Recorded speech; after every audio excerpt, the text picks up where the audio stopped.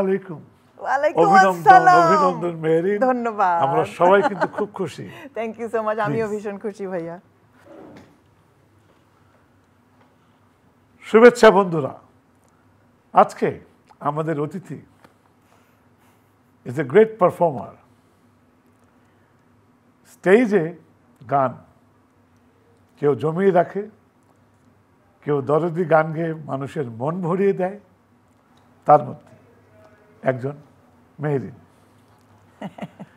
কেমন আছো ভাই? আলহামদুলিল্লাহ ভাইয়া, দারুণ আছি। আজকে এখান থেকে একটি খাম নেওয়ার জন্য অনুরোধ করছি। একটু খুলে একটা কাগজ বার হবে।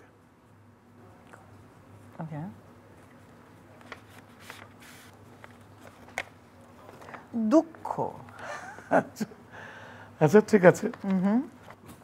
স্টেজে বাস্তবতাকে ভুলে গিয়ে সুন্দর আবেশী মন নিয়ে একটি মায়াজালে চলে যায়, কেননা সে মানুষের সামনে মানুষকে আনন্দ দেওয়ার জন্য এসছে। থাকতে পারে কিছু দুঃখ সুখ মিলেই মানুষের জীবন। যেদিন থেকে বুঝতে শিখেছেন আজ অবধি যদি কোনো দুঃখের, এটা গান রিলেটেড হতে হবে অবশ্যই। ভাইয়া মানে আমি একটা কথা সবসময় খুব মেনে চলি, উইলিং সাসপেনশন অফ ডিসবিলিভ। মানে আমরা যারা পারফর্মিং আর্টসে আছি সবার জন্য এটা প্রযোজ্য যে আমরা এমন কিছু ক্রিয়েট করি যে আমাদের সামনের মানুষের যত দুঃখ কষ্ট ওগুলো তারা ভুলে গিয়ে আমাদের সাথে একাত্ম হয়। এবং আমাদের দুঃখের কথা তো আপনি জিজ্ঞেস করছেন ভাইয়া, আমার বাবা মার মানে ধরেন অ্যাটলিস্ট 15 years 10 years আমি কাজ করেছি on stage when they were completely ill. তো আমার এমন হয়েছে, আমি বাংলাদেশি আইডলের আমি তখন জাজ করছিলাম, রাত 12টা বেজে গেছে, আমার আব্বাকে তখন আইসিইউতে নিতে হবে এবং আব্বা শুধু আমার সাথে যাবে, পাশে বাচ্চু ভাই বসা। হ্যাঁ, তো তখন এমন একটা সিচুয়েশন যে আমি আব্বাকে বলছি, আব্বা এভরিথিং ইজ রেডি, তুমি খালি মানে আমাদের একটা সময় হয় ভাইয়া যে ICU CCU becomes your own মানে হাউস হোল্ড, যাদের কাছে যাদের সিনিয়র প্যারেন্টস বাসায় আছে আর কি। মানে তখন কিন্তু আমাকে হেসে হেসেই শুটিং করতে হচ্ছে। আমি বাসায় গেলাম, তারপরে আব্বা আমার সাথে আইসিইউ গেল। তারপর আমার যখন বাচ্চা ছোট একদম, তখন আমি করছি সফল যারা কেমন তারা, তো তখনও এরকম এপিসোড হয়েছে আমার ভাইয়া যে আমি কাঁদছি তাড়াতাড়ি শুটিং, আর যেই ক্যামেরা অ্যাকশন বলেছে তখন আমি আবার জাস্ট আমার মতন। সো যে যত বেশি ভালো টিউনটা করতে পারে উইথ সরো অ্যান্ড হ্যাপিনেস, ওইটাই performer. That's why you call somebody a good performer, I would say. আচ্ছা, পারফর্মার হতে গেলে অভিজ্ঞতা কি বলে? একটা পারফর্মারের জন্য কোনটা প্রয়োজন বা কি করা উচিত? ভাইয়া আমি তো ভাবি যে আমি আপনাকেই প্রশ্নটা করি, how is it possible? How is it possible? হ্যাঁ ঠিক আছে, মানলাম কোনো এক সময় আই উইল আনসার ইউ, কিন্তু আজকে যে আমি তোমার মুখ থেকে শুনতে চাই, এবং এটা মেইনলি ফর দ্য অডিয়েন্স, যদি কোনো সংস্কৃতি প্রিয় ব্যক্তি ওখানে বসে দেখে। আমি আমার কাজটা খুব এনজয় করি ভাইয়া। সো এমন হয়েছে আমাদের একটা শো ছিল বেনাপোল বর্ডারে, ওটা ছিল দুই দেশের মৈত্রীর একটা কোনো অনুষ্ঠান, যে দুই দেশের বর্ডার গার্ডসকে আমরা গান শোনাতে যাব। তো আমি স্টেজে সিঁড়িতে জাস্ট উঠবো, পাটা দিয়েছি, তখন আম্মা ফোন বাসা থেকে যে আম্মার রানিং কমেন্ট্রি যে হয়ে যাচ্ছে, এটা আমার লাগবে, এখনই লাগবে। তা আমি জাস্ট আম্মাকে বললাম যে আম্মা আমি তোমাকে জাস্ট আধা ঘন্টা পরে কল দিচ্ছি। মানে আমি কি সিচুয়েশনে, ওইটা তখন আনইম্পর্টেন্ট।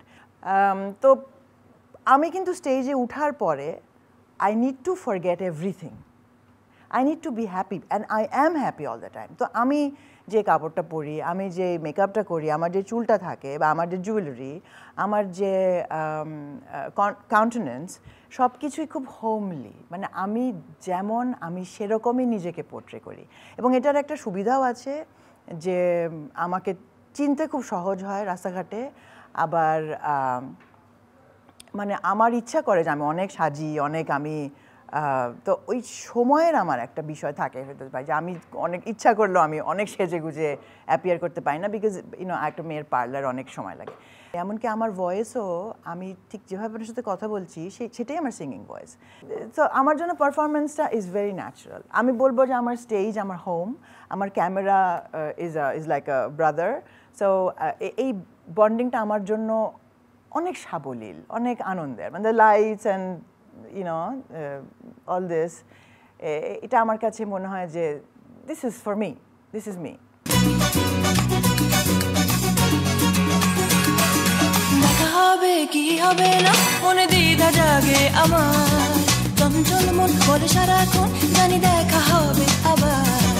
দেখা হবে কি হবে না মনে দ্বিধা জাগে আমার, চঞ্চল মন বলে সারাক্ষণ জানি দেখা হবে আবার। ধুলো মাখা পথে শুধু চেয়ে থাকি আশায়, তোমাকে পাওয়ার অকুলতায়। দেখা হবে কি হবে না মনে দ্বিধা জাগে আমার, চঞ্চল মন বলে সারাক্ষণ জানি দেখা হবে আবার। তুমি তো একজন জনপ্রিয়, এবং এই জনপ্রিয়তা অর্জন করতে নিশ্চয়ই কষ্ট করতে হয়েছে, বেগ পেতে হয়েছে। তোর অভিজ্ঞতা কি বলে, কি করে যত সহজে পাওয়া যায় জনপ্রিয়তা, তত সহজে কিন্তু ধরে রাখা যায়। এটাকে ধরে রাখার কৌশলগুলো যদি আমরা শুনি, ও মাই গড, হয়তো কারো না কারো কাজে লাগবে। ও মাই গড, কৌশল কিছুই নাই ভাইয়া। আসলে আমি বলি যে কৌশল শব্দটাই যদি উঠিয়ে ফেলা যায় জীবন থেকে, আমার মনে হয় ততই ভালো।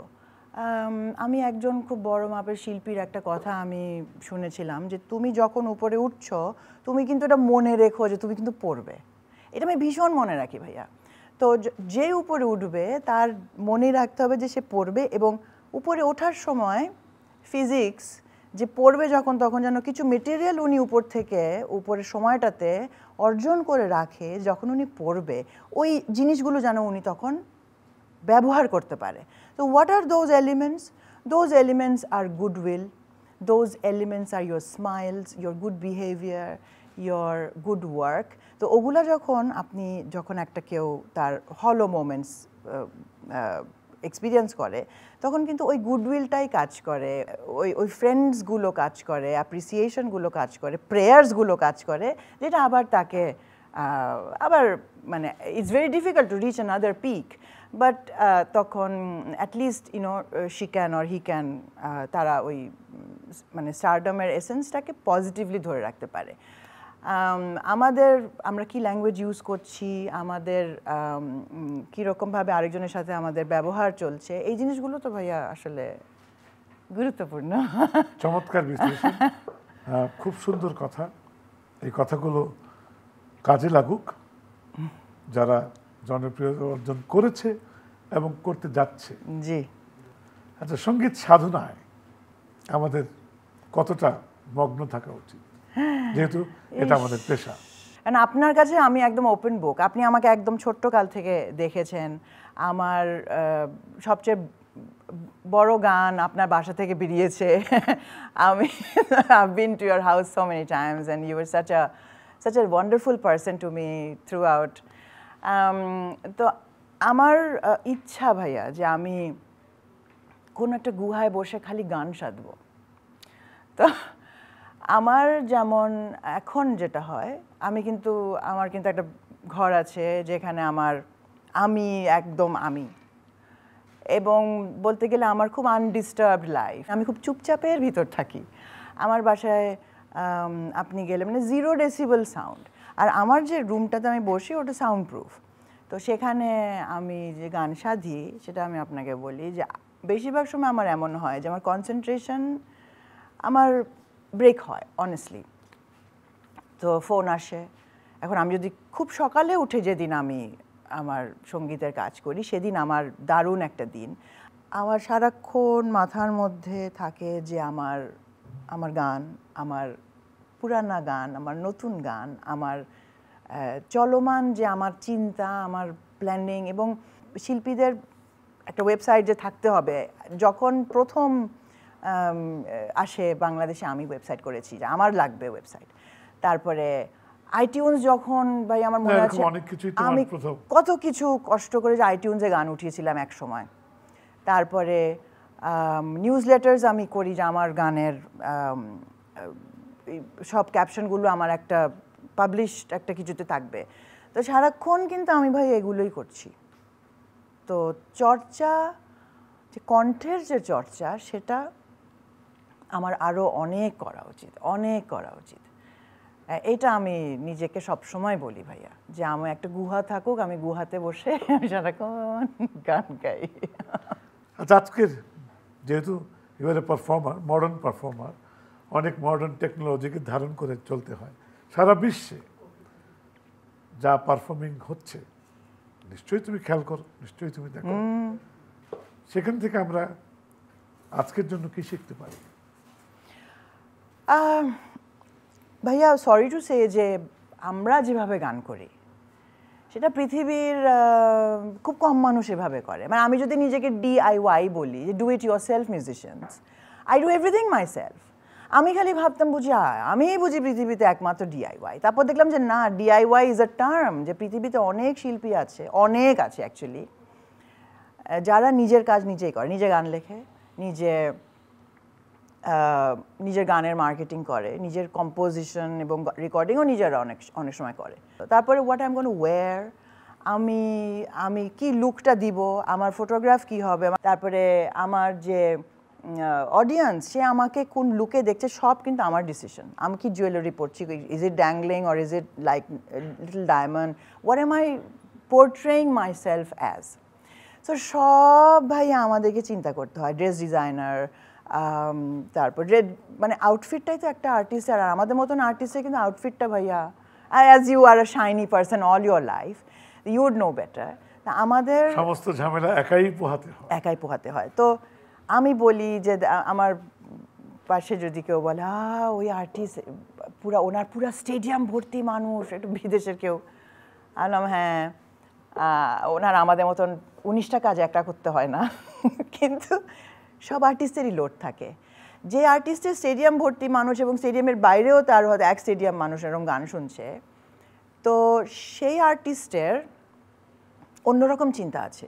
তার নেক্সট গান কি হবে, তার নেক্সট গান এরকম পপুলারিটি ধরে রাখতে পারবে কিনা, ক্রিয়েটিভিটির মধ্যে থাকতে, হ্যাঁ, তার নেক্সট ক্রিয়েটিভিটি কি, তার নেক্সট হিট কি। তো এই যে সবারই একটা টানাপোড়েনের ভিতর থাকতে হয়। তো আমাদেরও, আমি বলবো যে আমাদের স্কেলটা ইজ এ লিটল ডাউন, কারণ আমাদের এক্সপেকটেশন অনেক বড় হয়েও আমরা লিমিটেশনসের ভিতর কাজ করি, যেটা আপনি বললেন যে টেকনোলজিক্যালি আমরা বাউন্ড। তো I want lights, I want a lot of pyro around me, I want dancers, and যেটা এখন খুব কমন। তো সেরকম করে ভাইয়া সাউন্ড যে আমাদের মনিটরস, এইটাই কিন্তু অনেক সময় আমরা পাই না।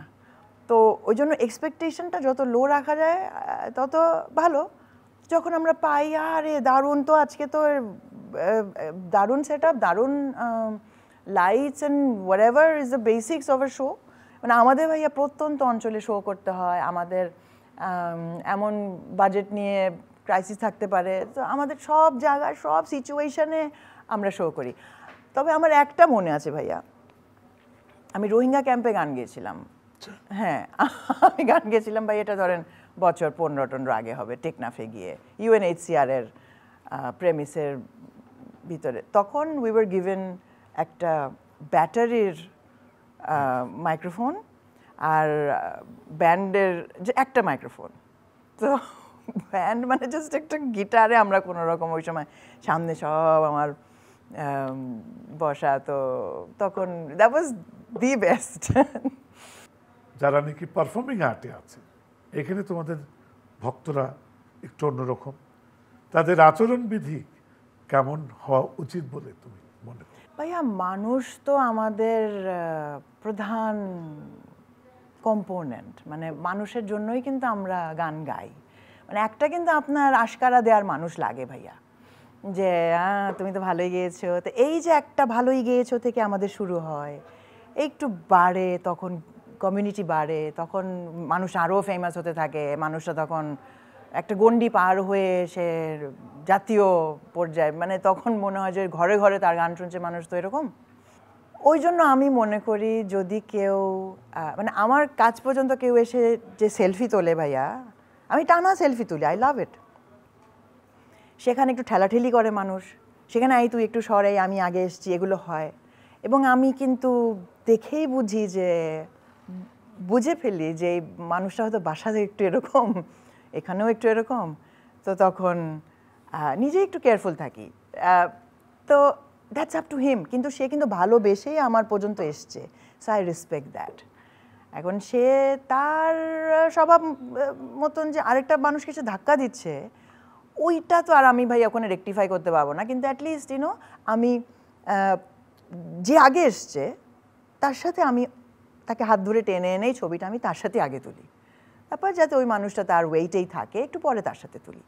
আচ্ছা, যে কোনো সৃষ্টিতে শিল্পীদের মমত্ববোধ, ভালোবাসা, সেখানে ডুবে যাওয়া, আত্মার সাথে মিশে যাওয়া, এর প্রয়োজন কতটুকু? 100% ভাইয়া।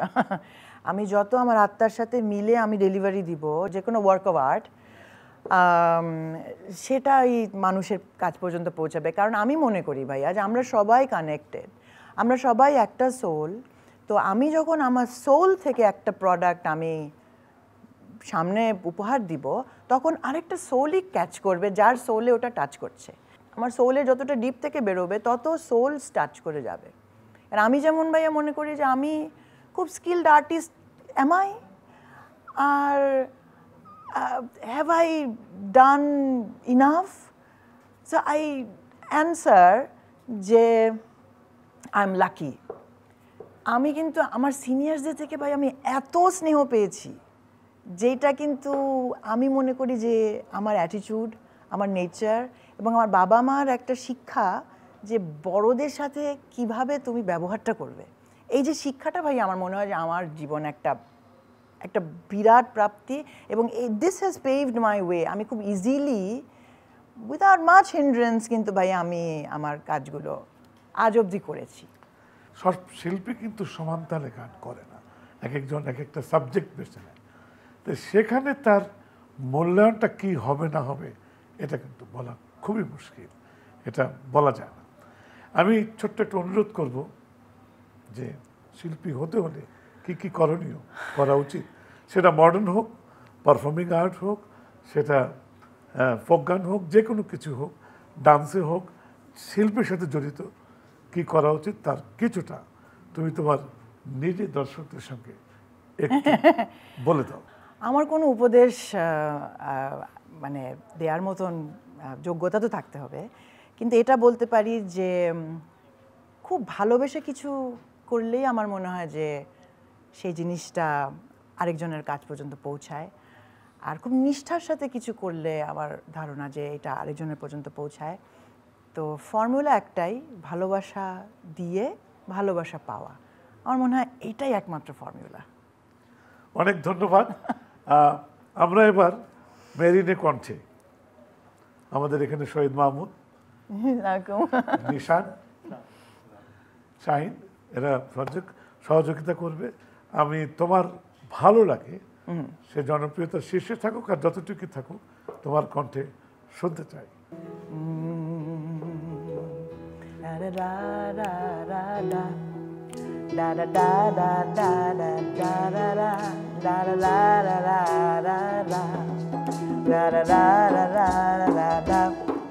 তোমায় আর ডাকবো না, তুমি ব্যস্ত শত ভাবনা নিয়ে, শুধু একটু বলতে চাই তুমি ছাড়া আমার আর কেউ যে না।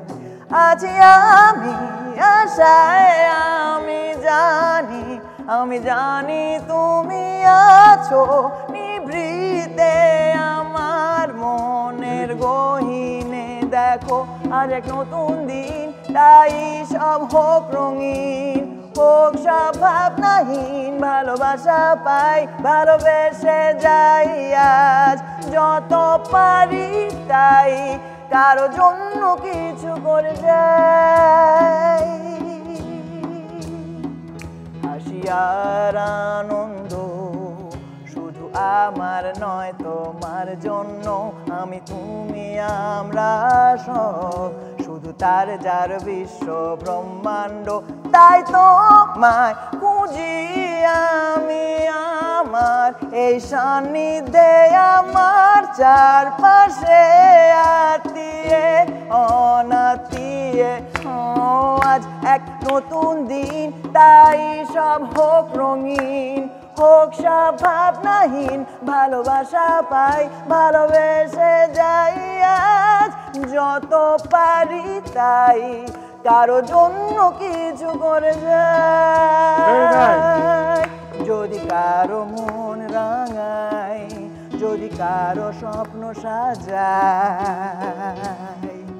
যদি কারো ঘুম ভাঙাই প্রাণ খুলে আজ গান গাই